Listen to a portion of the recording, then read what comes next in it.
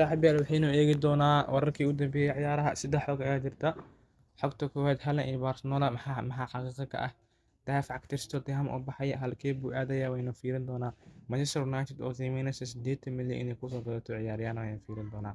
Haddii aan ku bilaabno Haaland iyo Barcelona, sida uu xaqiijiyay wariyaha haweenka caanka Fabrizio Romano ayaa wuxuu yiri ma jiro wax rasmi ah oo u dhexeeya Haaland iyo Barcelona kadib markii ninka hadda xilka haya ee Barcelona Laporta uu rabo in doorasho kale uu helo, Haaland uu saxiixo saasna uu codeyn fiican ku helo.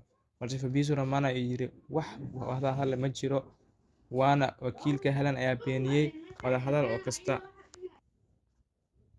Sidoo kale Barcelona ixtiraam ayay u haysaa ciyaaryahanka, xiriir rasmi ah lama sameyn weli. Dhowr toddobaad ka horna Haaland wuxuu heshiis dheer u saxiixay Man City, taasina waxay caddeyneysaa Haaland inuu sii joogi doono Man City.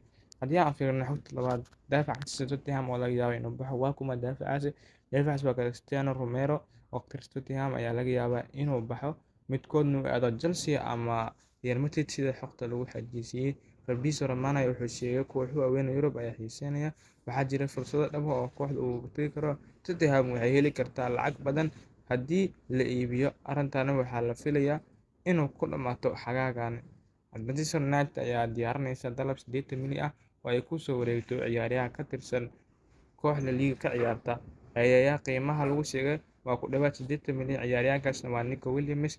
Kooxda ayaa rabta inay ku xoojiso weerarkeeda ama garabkeeda. Fabrizio Romano ayaa sheegay in wadahadallo suurtagal ah ay socdaan. Kuwan ayaa saddexda xog ugu dambeysay ee kubadda cagta oo Man City. Saaxiibayaal, YouTube-ka channel-keena subscribe saara, loona like gareeya. Waa mahadsantihiin. Thank you.